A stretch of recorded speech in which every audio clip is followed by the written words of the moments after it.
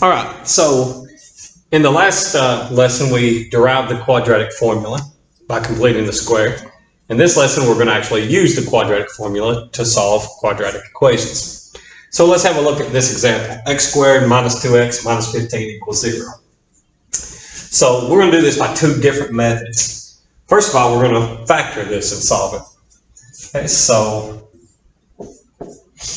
we can factor x squared minus 2x minus 15 as x minus 5 and x plus 3, and that should be equal to 0.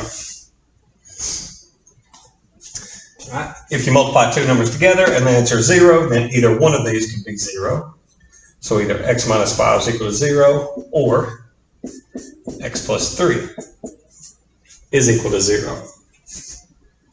So then either x equals 5 or x equals negative 3.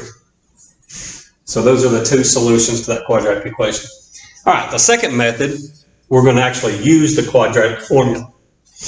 All right, so if you have an equation that's in this form, ax squared plus bx plus c, and it's equal to 0, then your solutions are x equals negative b plus or minus the square root b squared minus 4ac all over 2b. All right, so let's fill in the blanks. So for this equation, the a, the number in front of the x squared, is an understood 1. The b is negative 2. And the c is negative 15.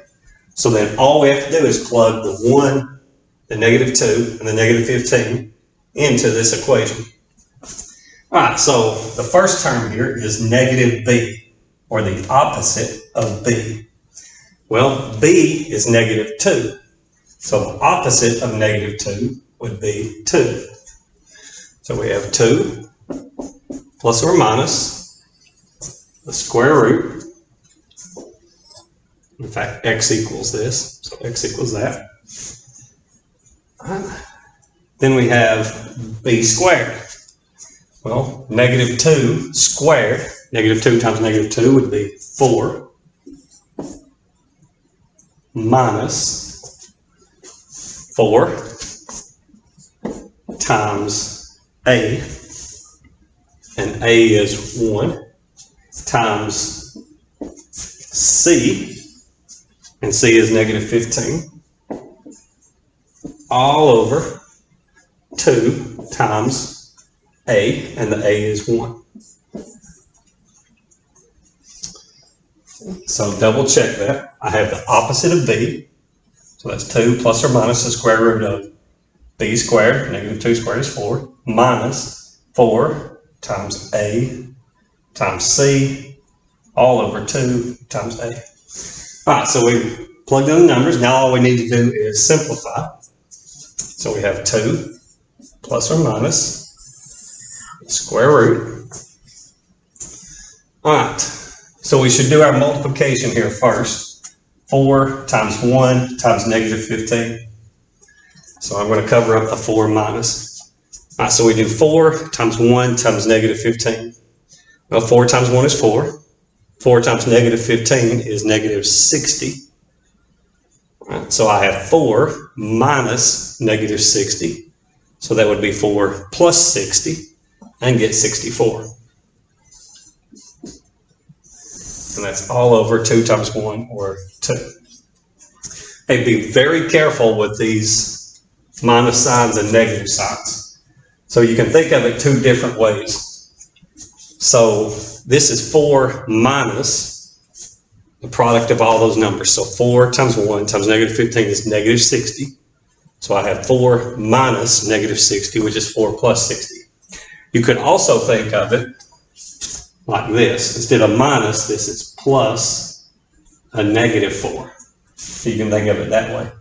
Then it's negative 4 times 1 times negative 15. So two negatives will make a positive, and I end up with 4 plus 60, which gives me 64.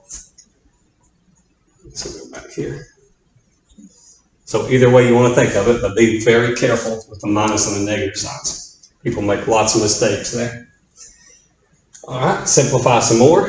The square root of 64, I know exactly what that is. That's 8. So 2 plus or minus 8 all over 2. The 2 has to go with both terms. So this would be 2 over 2 and 8 over 2. So we'll write that out. So we got 2 over 2 plus or minus 8 over 2. 2 over 2 is 1 plus or minus 8 over 2 is 4. So I have 1 plus 4. 1 plus 4 is 5. 1 minus 4 is -3. And hopefully these are the same we got over here. And you can see that they are 5 and -3. So we got the same answer either way.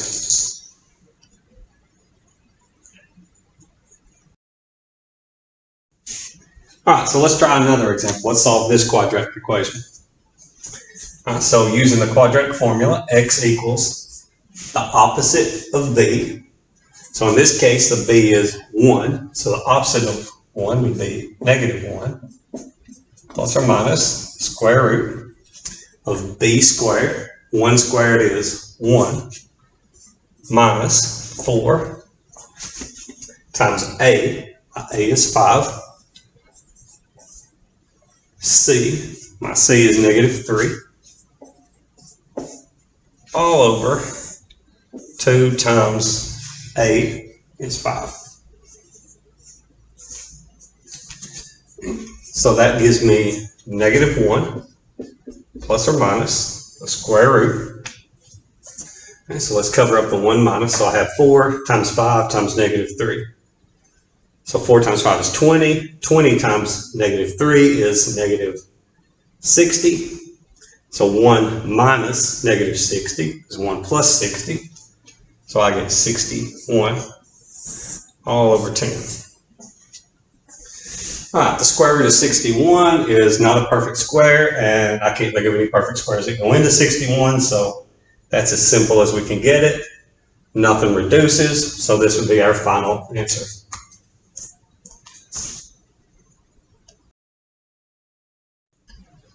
All right, let's look at another example. So I have 3x squared plus 7x plus 13 equals 11. Okay.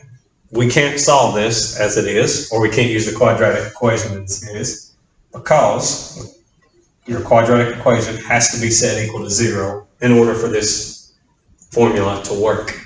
So we need to get this set equal to 0. So the easiest thing to do is subtract 11 for both sides.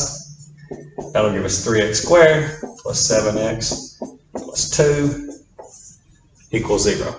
Now it's in this form, so we can use the quadratic formula. We have x equals the opposite of b. B is 7, so that'll be -7 plus or minus the square root of b squared.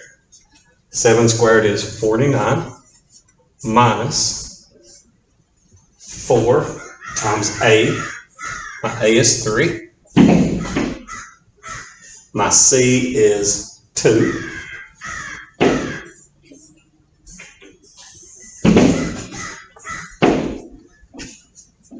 If you can hear that, there's crows flying into the window. It's crazy. All right, and then on the bottom we got 2 times a. A is, I'm afraid those crows are going to bust through the window. That is the craziest thing I've ever seen. All right, 2 times a. My a is 3. So we got everything plugged in. Now it's just time to simplify. I have -7 plus or minus square root. And I have 49 minus, so 4 times 3 times 2. 4 times 3 is 12. 12 times 2 is 24. 49 minus 24 is 25. All over 6. Hey, I can simplify this. Square root of 25, I know exactly what that is. So this will be -7 plus or minus 5. Square root of 25 is 5. All over 6. So I have -7 plus 5. -7 plus 5 is -2 over 6. Or -7 minus 5 is -12 over 6. Simplify those some more. Negative 2 over 6 is negative 1/3. Or negative 12 over 6 is negative 2. All right, so my solutions are rational numbers. There's no square roots left in it. So these are rational numbers. If your answers are rational, that tells you that the original equation would have factored. We could have solved this one by factoring it. So just for fun, let's do that. Let's try to factor it. Okay, so second method here. I have it set equal to 0. Let's try to factor this equation. So I need to get a 3x squared. So I'm going to need a 3x and an x. Okay, I'm going to need two numbers that multiply to get me a 2. Okay, so that's going to be 2 and 1. So I can put a 2 here and a 1 there.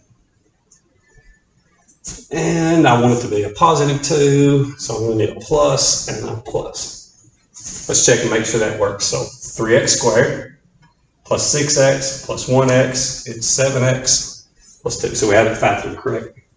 If you multiply two numbers together and the answer is 0, then one of those has to be 0. So either 3x plus 1 is equal to 0 or x plus 2 is equal to 0. So either x equals negative 2 or subtract 1 from both sides and divide by 3, x equals negative 1/3, and you see that the answers match what we got. So either method.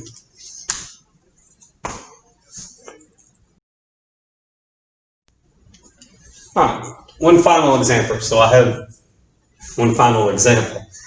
0 equals x squared plus 4x plus 1.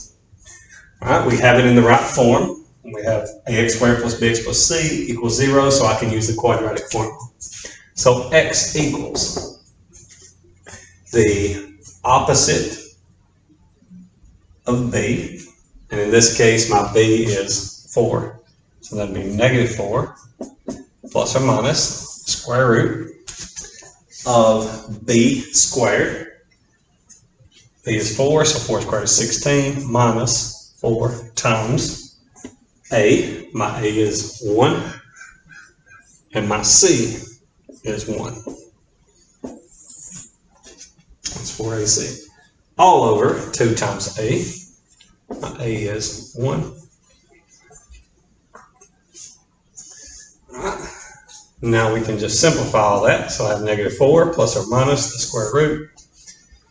Cover that up. 4 times 1 times 1 is 4. 16 minus 4 is 12. All over 2.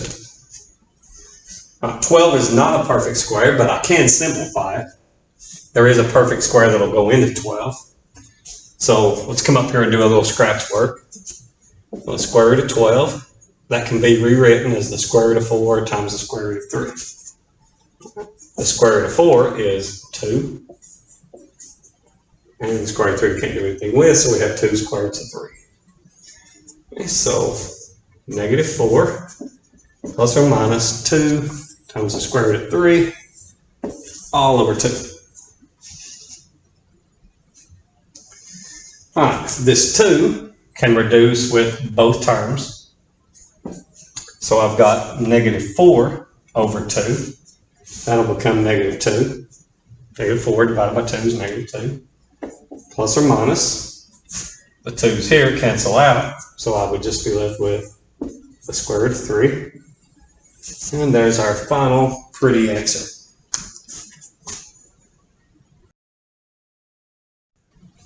All right, I lied to you. Let's do one more example.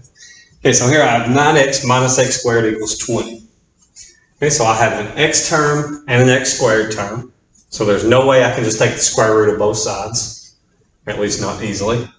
So I'm going to want to get this in the standard form, ax squared plus bx plus c. And it needs to be set equal to 0. So I need to move this 20 over here. I have 9x minus x squared minus 20 equals 0.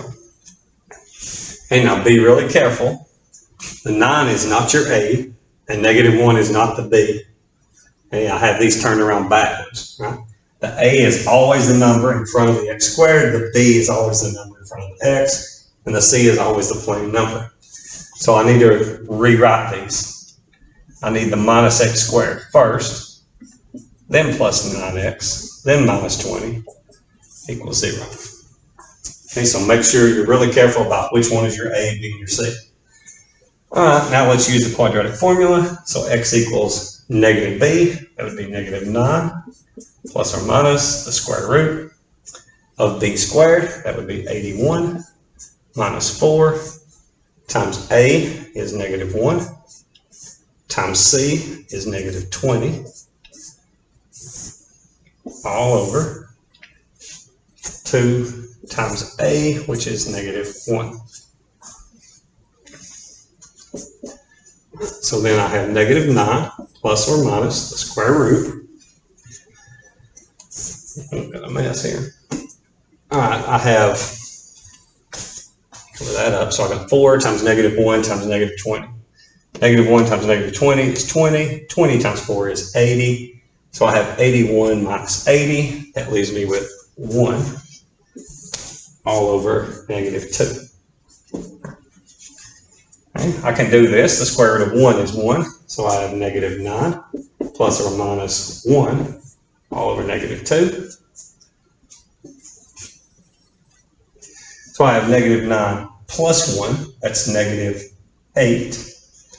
I have -8 over -2. Or -9 minus 1. That's -10 over -2.